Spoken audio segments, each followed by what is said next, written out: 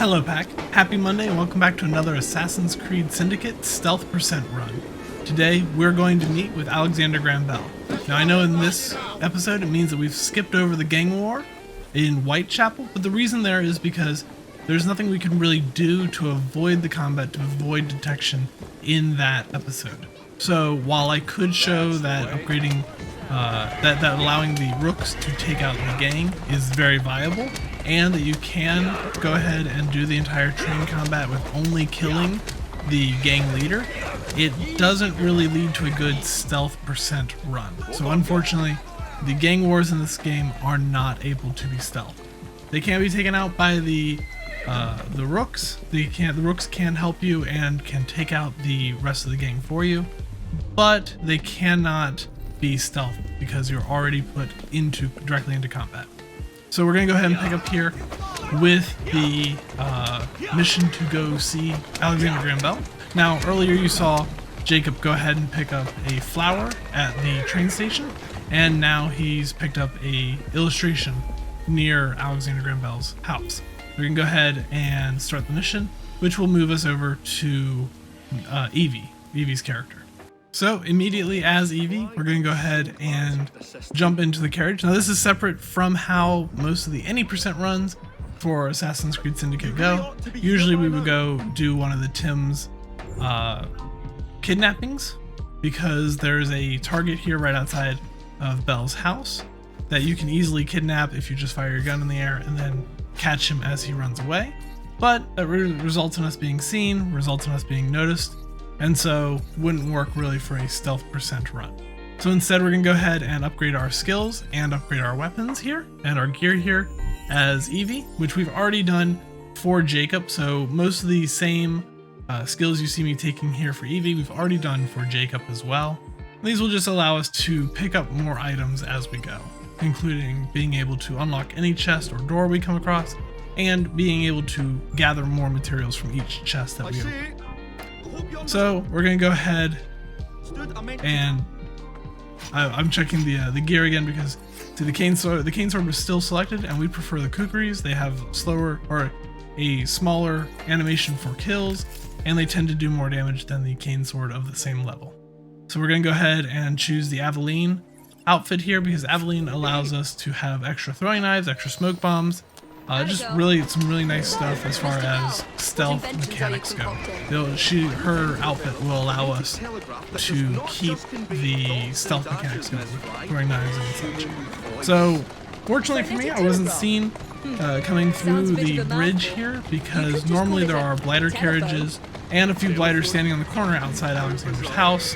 Actually later in this mission we will be seen by some of those blighters on the corner, and we're just going to skip over them because they're not part of the main part of the mission, and we've already proven we can get through there without being seen. It's really luck based on whether or not the blighters are even there at the corner, and I didn't want to have to keep resetting and resetting just for the video, especially after the first attempt got through that corner without being seen. You did see that we crashed into a carriage, which alerted a few blighters on the side of the road, but they didn't notice us. That's why the arrows never turned yellow. We're going to continue up Big Ben until we get to the top so we can get the viewpoint. This will allow for fast travel later in the game and gives us a little bit of extra experience here at the beginning. So all in all, a good thing. Now in order to 100% this mission, once we've gone up onto Big Ben, we can't go below 50 meters, I think it is. And in order to do that, we can't do this leap of faith down. So we have to go ahead and slowly climb ourselves back down Big Ben to the fuse box. So we go ahead and head all the way down, which is a very tedious process, but it's also done in some of these speedruns. Now some speedruns will go ahead and do it at the very end and zipline their way back up, but we go ahead and do it here now so we just don't forget, because there's gonna be so many resets, it's just easier to do it at the beginning. So first fuse box done, go for the second one. This seems like it's gonna be a very simple, very easy mission. No enemies around, nobody to worry about. Until the second half of this mission, after you've repaired the fuse boxes, you're asked by Bell to go into blighter territory and collect some materials. So again, the beginning of this, extremely easy, extremely fast. We will go ahead and actually speed up this section of the mission from here on out, because we are going to fail, we are going to have to reset, and I had forgotten to save my save files, because each time you see the checkpoint icon show up on the right hand side, it does a new save file.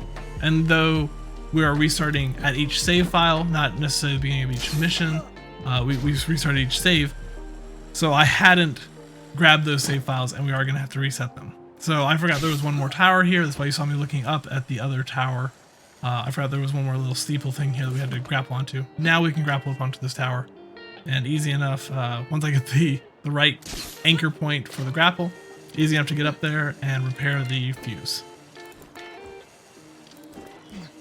Now again, for any percent speedrun of Syndicate, you wouldn't stop here. You actually would go ahead and repair this fuse and then jump off the back of the tower, because there's another manhunt that you can do, Templar hunt that you can do over in the Thames from this side of Big Ben. We can go ahead and restart from last checkpoint here. And what that allows us to do is go ahead and get back to Big Ben without dropping below 50 meters. Again, that doesn't matter because you saw the gold checkbox go through saying that we'd already completed that mission or that objective. But we're back here at Big Ben and able to jump down. So I can see here that this is the street side. Unfortunately, I had been holding E, so I almost called her Elise. Evie jumps down. We had to climb back up until we could get over here to the hay barrel, or the hay bale, and then we go over and talk to Alexander Graham Bell. So all we have to do is reach his carriage. You can see the cutscene play. Once we skip over the cutscene, you'll see a checkpoint on the right hand side, the loading icon. There it is. And that means that this is a new save file. We could start from here. I just didn't grab the save file, unfortunately. And so as we ride over to the Blighter Stronghold, I believe we're going to get seen here soon, and I'm going to choose to ignore it because, again, this is just all luck based on whether or not you get seen on this bridge, because there's a group of Blighters here on the right hand side that sometimes show up and sometimes they don't. There they are. There is no yellow on those icons, so I decided to ignore them and keep going. Now for the any percent run, we would stop here on the right where these Blighters are. We again aren't doing the 80%, we're trying to stealth through this. So again, we ignore those guys and go to this section. Now, I was going to go ahead and go over here and hide behind this fence and try to throw a smoke bomb over there. But unfortunately for me, these hooligans decided that they wanted to interrupt everything. And so it took me a second to get over here. We were able to go ahead and get her before she saw us. She did become aware that we were in the area because of the smoke bomb.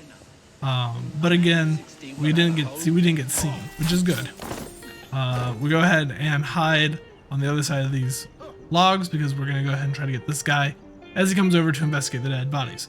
Unfortunately for us, there is another individual here trying to look at the dead bodies, and as we kill his friend, he notices us. So I went ahead and I skipped ahead to this checkpoint. Again, this is just a checkpoint that we should have been able to have a save file of. We did skip the beginning section. But we're going to go ahead and go down the bridge. Again, I think we're going to end up being noticed by a couple of Blighters here on the bridge. But you noticed the first time we came through, there were no Blighters at all on the bridge. They were at the very end of the bridge. I believe we're going to get seen on the bridge here, and for whatever reason they start to notice us. Nope. Okay. So we're good. Through the bridge, nobody saw us. Nobody even iconed onto us. Again, no Blighters over here like there was last time. We're going to go ahead and get off here. This is again where the any percent run tends to go over this wall on the right. But I noticed that there's a ton of Blighters, more than normal. 3 of them seem to be walking out of the area. So we go ahead and scope them out. They seem to be coming over.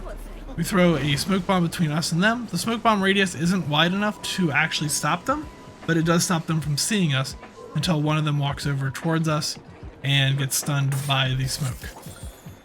So we go ahead and kill him and then go over to the wall where again these urchins are just begging for someone to take care of them because they keep interrupting, and we see that there's 2 people coming, and we once again seen by the Blighters because 2 people decided to investigate a dead body instead of 1.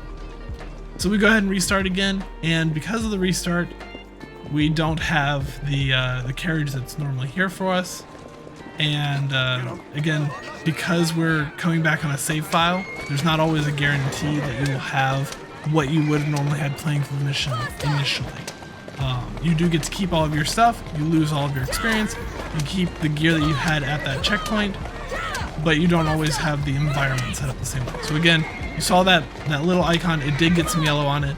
It was a blighter that was randomly on the bridge and noticed us for no good reason. We actually hadn't been running into almost anything there, and he still noticed us. Again, another one there on the right hand side next to Belle's house. No good reason for him to have noticed us, but he's continuing to notice us. Those on the left are starting to notice us. We're just getting yellow marks all over the place. We don't normally get them, and the main part of this mission is inside of this neighborhood instead of on the streets of the neighborhood. So once again, we decided to ignore those, and we're going to go ahead and try to take to the roof here. I decided that the roof might be the better option. I totally forgot that we had the grapple gun.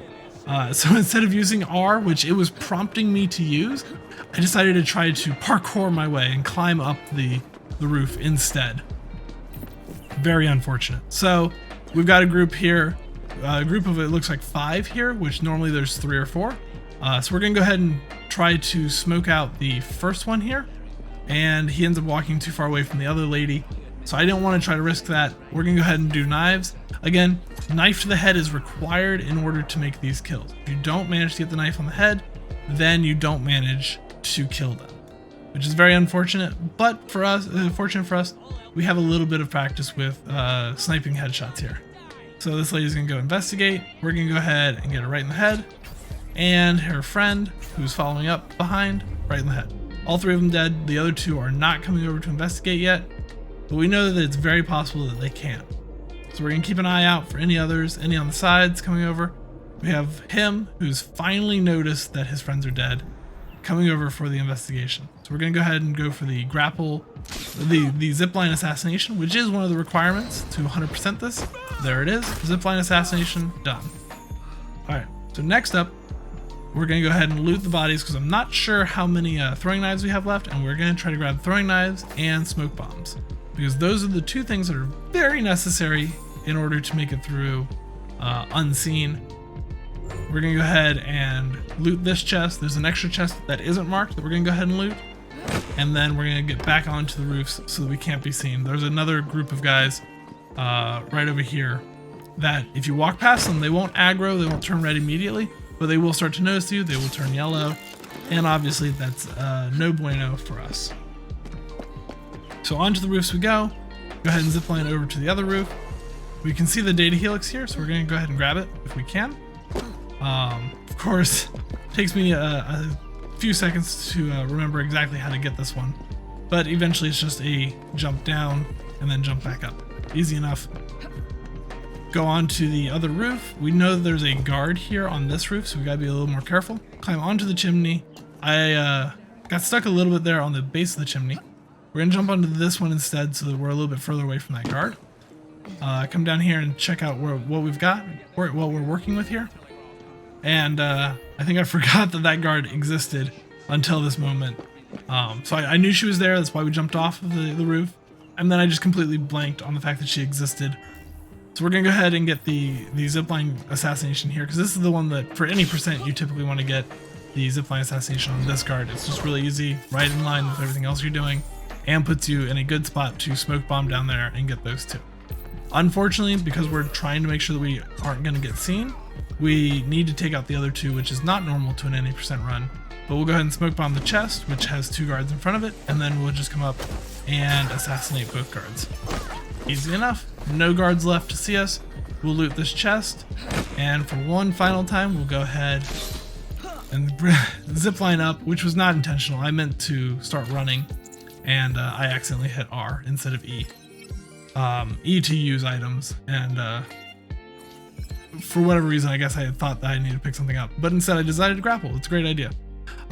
We don't have enough money to buy any other upgrades, so we go ahead and grab the smoke bomb upgrade, and then I guess again I wanted to grapple just to stay off the ground, just in case there was a group here on the streets next to Belle's house. Yeah, because usually there's a group or 1 or 2 men hassling a civilian on the right-hand side here that will aggro onto you if you walk past them. So just wanted to make sure that didn't happen. Go into Belle's house and end the mission.